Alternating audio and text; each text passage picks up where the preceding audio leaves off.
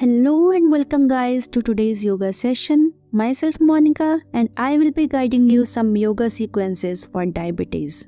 So let's get started. First is easy pose variation belly. It is a modification of easy pose that provides an easy way to connect with the inner self and an excellent introduction to breath awareness for beginner yogis.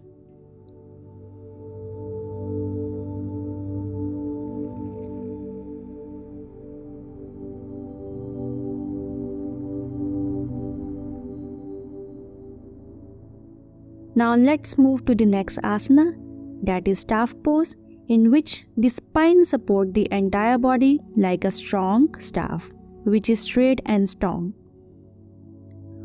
Often, this pose, which is seated simple pose, is used or practiced for relaxing the leg muscles and the hips after intense practice session of other yoga poses.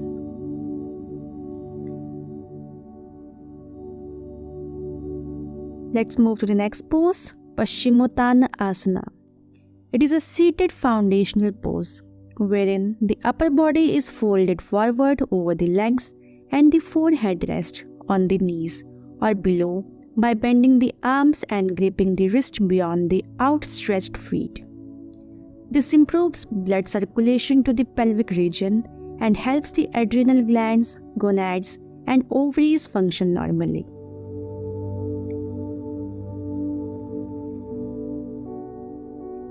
Now next move to the fourth pose, head to knee pose. It is considered a base pose as head to knee pose variations can be derived from this pose. Head to knee pose helps boost energy in the body and hence can be included in flow yoga sequence.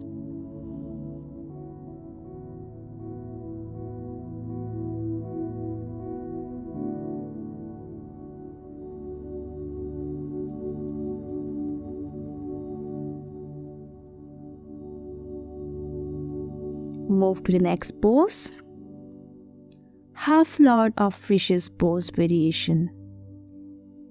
It is a beginner level seated spinal twist pose. This asymmetrical pose has an outer hip stretching too. The practice of this pose increases the flexibility of spine. It releases the neck stiffness and opens up the upper back. It should be avoided by pregnant women. Stretching the leg muscles while twisting the spine involves the contraction of abdominal muscles. This might not be comfortable for pregnant women and also for the women during menstruation. Move to the next pose, bowing yoga mudra. It is a grounding and meditative practice. The binding of hands has two benefits. It helps open the chest, making breath deeper and full, and helps lengthen the spine. This forward bend helps to stretch both the front and the back of the body.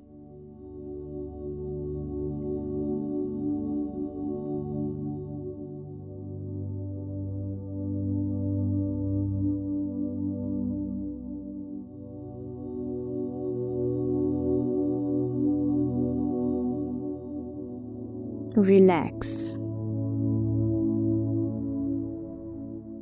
Now let's move to the next pose, corpse pose.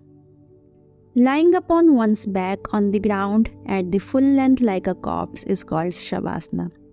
This removes the fatigue caused by the other yoga poses and induces calmness of mind.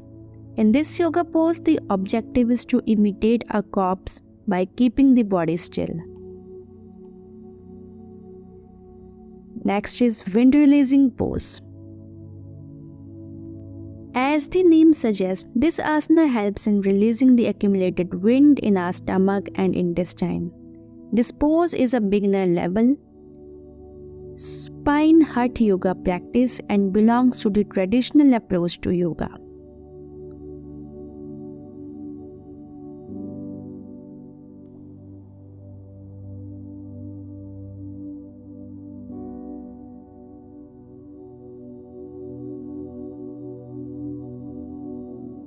So these are some yoga sequences for diabetes. Thank you so much for watching this video.